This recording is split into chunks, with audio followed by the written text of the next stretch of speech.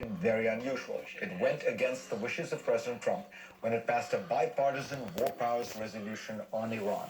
The resolution comes in the aftermath of the killing of the Iranian General Soleimani and attempts to curtail the president's power to attack Iran without the approval of Congress. Trump's interest in military intervention in Iran goes back at least to 1980, when he told an interviewer that the United States should have invaded the Islamic Republic during the hostage crisis. On the other hand, the president is cozy with Iran's mortal enemy, Saudi Arabia. Riyadh was, interestingly enough, Trump's first foreign stop as president. I want to talk about all of this with Kim Ghattas. She's a veteran Middle East reporter and the author of a new book about the Cold War between Iran and Saudi Arabia called Black Wave. Kim, pleasure to have you on. Explain how you came to write this book. Because there's a personal angle. There is a personal angle. I was trying to answer the question of what happened to us, because unlike what most people think today, particularly in the West, the Middle East wasn't always this torn. We've always had upheaval, but not to this extent. And there are three misconceptions I think people have about the region. One, they believe that Iran and Saudi Arabia have always been enemies. It's not true. They became rivals in 1979 after the Iran Revolution. Before that, they were twin pillars in U.S. policy in the region. They were friendly competitors.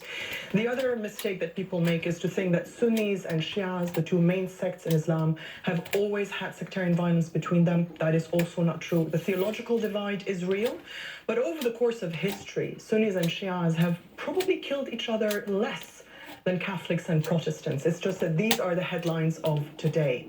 And finally, the cultural intolerance that seems to dominate and that makes the headlines was also not the norm in the region. So the question, what happened to us, is what drove me to write this book. It's the opening of the book. And I think the question of what happened to us is important because I talk not just about the geopolitics, but about the cultural shifts, about the norms that shift, about the values that shift. And I think the question, what happened to us, resonates beyond the Middle East today. Why do you call it Black Wave? Because that gets at the cultural shift. It does get at the cultural shift. In particular, I look at the veiling of women that became much more widespread after 1979 as both Iran and Saudi Arabia tried to export their version of much more fundamentalist, much more literalist, puritanical Islam. You had the rise of, the veil in Egypt in a way that had not been present before, the black abaya, same with the chador. So explain where Black Wave comes from. That is where, it was the cinema director, the Egyptian cinema director, Youssef Chahine, who first used the term in the 90s as he was complaining about the fact that Egyptian women were donning the Saudi-style niqab, the face veil, and the black abaya. But it is the rise of a trend that is dark, that is joyless, and that you can trace back to that year, 1979, when these two countries started to use all the tools at their disposal, including religion, to try to rally the masses to their side. And they also heightened sectarian differences and turned them into sectarian divisions and violence. So explain what happens in 1979. Why is it this pivotal year? Well, 1979 is the year of the Iran Revolution, when Ayatollah Khomeini returns to Iran from exile. It's the year when Saudi zealots take hold of the mosque in Mecca and lay siege to it for 2 weeks. 200 people or more are killed. The zealots are put to death. It's also the year when the Soviets invade Afghanistan, and it's the first modern day jihad in our times, an effort backed by the United States. These three events just explain one piece I think needs elaboration, which is the takeover of the mosque in Mecca was done, as you said, by zealots. Saudi zealots. And Sunni. who were attacking the Saudi monarchy for being too lax, too liberal. Correct. And the Saudis took that as a sign that they needed to be more conservative. Absolutely. They looked at what had happened to the Shah, who had been overthrown by a theocrat for having been too forceful in his efforts to westernize the country. And after 1979, the Saudis decided that what they needed to do was keep the clerics on their side. And they did that not only within their own country, but they started proselytizing and pushing that beyond their borders, just as the Iranians were doing. You know, what I'm struck by is I think I agree with you entirely on the arc you describe, and it's political, and it's done for exactly the kind of reasons you're describing. But it has changed the culture. You go to the Middle East, and women are wearing the abaya everywhere. It is a black wave, particularly in places like Egypt and certainly in the Gulf. How do you reverse course? How does that happen? I think it is already receding. I think the black wave is receding because the young generation wants a different future, because religion doesn't have the same appeal anymore. If you look at the polls, it'll show you that more than 50% of young people in the Arab world want religion to have less of a role in their country, in their life, in their politics. The characters I profile in this book are, conservative Muslims, they're devout, but they're progressive thinkers. It's just that they've been silenced, and they're not a westernized elite. I really do believe that they represent a majority. And what we're seeing today on the streets of Baghdad or Beirut or Iran, even in Algeria and Sudan, is the young generation that is saying we're done with sectarian politics. We don't want to be hostages anymore to all systems of beliefs. We don't want to be hostages to 1979. So I have great hope. I think the black wave is receding, which is why, unfortunately, the Saudis and the Iranians are now resorting to nationalism to keep the masses mobilized. So I think we need to build things bottom up. I think the people are the answer, their hopes are the answer, but the rivalry between Saudi Arabia and Iran will, I think, continue to mutate and continue for now. Kim Ghazis, pleasure to have you on. Thank you for having me. Up next, from Franklin Delano Roosevelt to Donald John Trump, morality and amorality in the Oval Office. A fascinating study by an eminent Harvard scholar when we come back. For a close shave,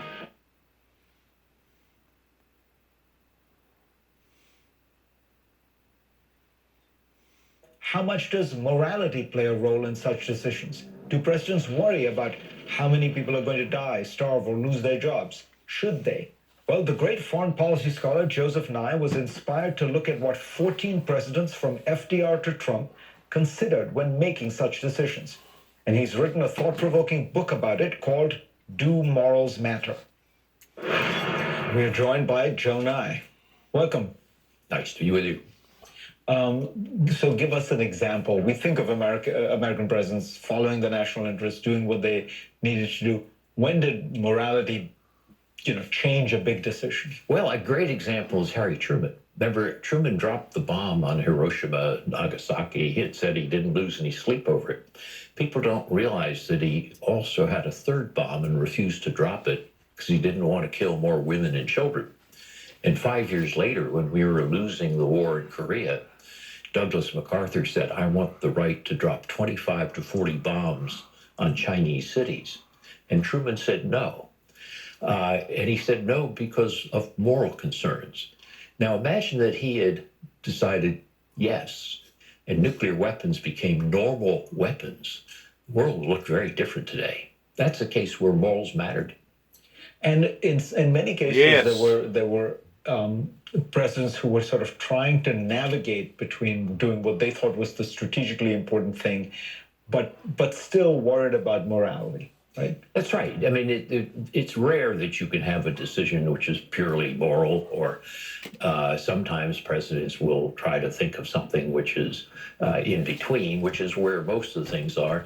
Henry Kissinger once said the hardest choices really are those which are between 51 and 49. If it were clearly black and white, either or, it might be easier. But when they're close calls, it's tough. When we look at Donald Trump, he says he's really unconcerned with morality. Is he an outlier?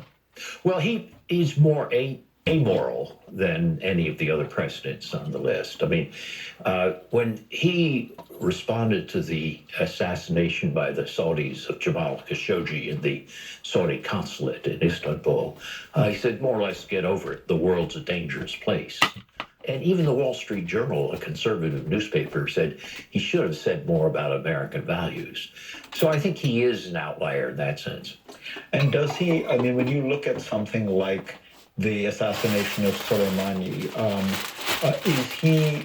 is he violating some of the rules of the game, or is it immoral? How would you describe that kind of thing? Well, I think he didn't consider that in trying to restore deterrence in Iran, which is a worthy cause. If he'd done it by sinking an Iranian ship in the Gulf, would have been par for the course and more or less accepted. By assassinating a high official in a third country when you're not at war, you were revoking what Gerald Ford had done. after Vietnam, which is to say we're not going to get into the business of assassination. I don't think we really want to drop that norm. What happens, for example, if Secretary Pompeo goes to Baghdad and somebody shoots him? We have no right to complain if we've shot Soleimani. It's not a question of are they good or bad people. It's a question that we gave up assassination after Vietnam War, after Gerald Ford signed an executive order. I'm not sure that Trump thought through what it means when you drop that moral principle. I think that point you're making, that we're kind of violating norms that might help us as well, or help the United States as well, seems critical to when you look at Trump, because there are a lot of things he does, it seems, that have short-term kind of tactical advantage. That's right. The trouble with President Trump is he sees everything as a transaction, like a real estate deal, one short-term issue. And if you're playing a game where you're going to be back and forth with other partners for a long time, that leads you to take decisions which are not narrowly transactional, but are long-term decisions. George Shultz, who was Ronald Reagan's Secretary of State, called it treating foreign policy like a gardener, cultivating for the long term. You don't see that at all in President Trump. Right. Who was the president who surprised you most? And you obviously knew a lot about this, you lived it, but when you seriously studied this particular issue, who was the president who surprised you? Well, George H.W. Bush, the first President Bush, because I had to eat crow. I'd worked in 1988, the Dukakis campaign to prevent him being president, obviously without much success. But then when I came to write this book as an analytic problem, I said, this guy comes out on top. And I think his contextual intelligence, that he knew a lot about the issues, and his emotional intelligence, he was able to manage his own emotions. You famously said, I'm not going to dance on the Berlin Wall because it'll make it difficult for Gorbachev to negotiate. That was an extraordinary set of skills, which meant he presided over the end of the Cold War with Germany inside NATO and not a shot being fired. That was quite an extraordinary performance. And once more, that's the difference between presidents, between Donald Trump and W.H. Bush, as far as professionalism. Long term. It's not some sort of cut and dry deal like you would do in a real estate deal. Well, this is what I'm going to do, and this is going to be the end of this. There has been people that has been engaged in our politics that has looked way beyond the future to the point not only of where we are now, but where we possibly will be another 25, 30, 40, 50 years from now.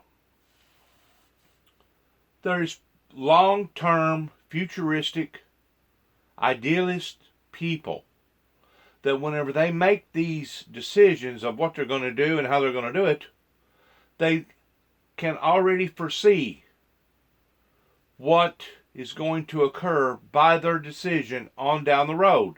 It's called a forecast. And they can forecast where something is going and what it's going to do, even in tomorrow's markets. If that makes any sense. And this is an ability that Donald Trump has never acquired. You worry that or if he has, we ain't seen it yet. We have lost that kind of balance. I mean, the politics is so polarized, and the president's now come in saying they have to undo everything that the previous president did. What you're describing is a much more subtle kind of navigation. That's right. I mean, as we polarize politically and we have presidents who are so keen on differentiating their product that they have to repeal something that the predecessor did, that's very bad for us. Take climate change. The President Trump's withdrawal from the Paris Accords, which Obama had negotiated, is going to hurt us in the long run. Very well. But when his staff came to him and said, we can do this in an easier way, he said, no, I made a campaign promise. That's poisonous. We'll leave it at that. Jonah, pleasure to have you on. It's a pleasure to be with you. Thank you, sir. We will be back. Does holding your... just like he said, that's poisonous. We have to have some sort of balance between futuristic ideals and reality. And to go into something blindsided, to go into something not realizing the recourse of what that's going to be, it's not only careless, it's not only reckless, but it's dangerous. It's very, very dangerous whenever you cannot control the top epilage or the high-ranking thinking to the degree that you have total chaos, because eventually someone's going to suffer. Something is going to break. Something is not going to go right.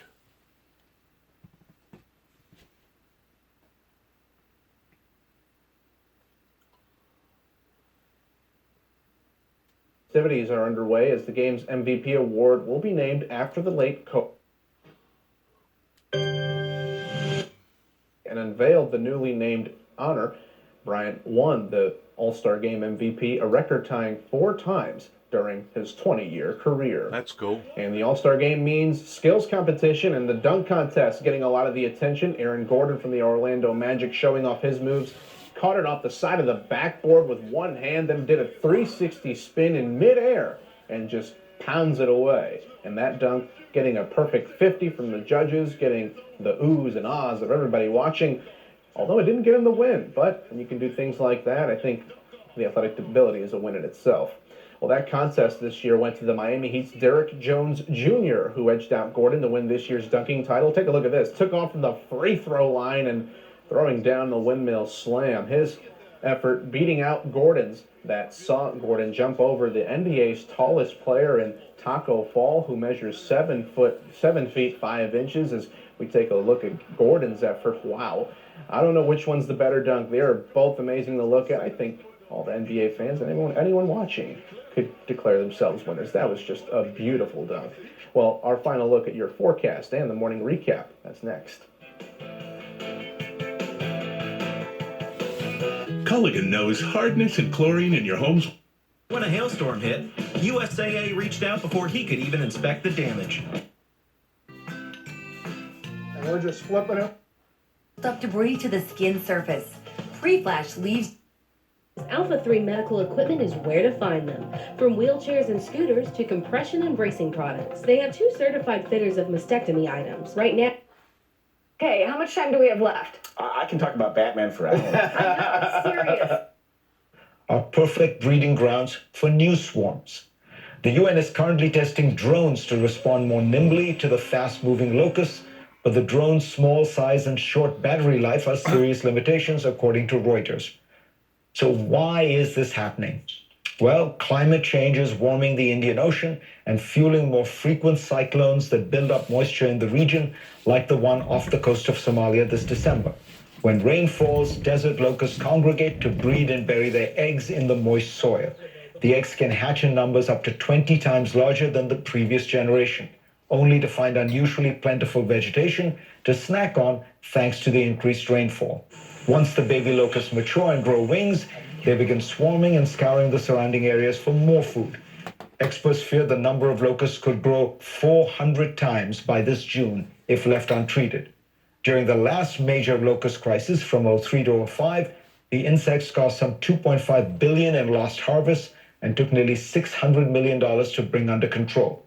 The FAO says that amount of money could fund preventive efforts for 170 years, but for some reason, locusts failed to capture the imagination and wallet of philanthropists. The FAO has received less than half of the $76 million it requested to fight today's swarms. Thank you for being part of the program this week. I will see you next week. We live in such a fast-paced world where the news is.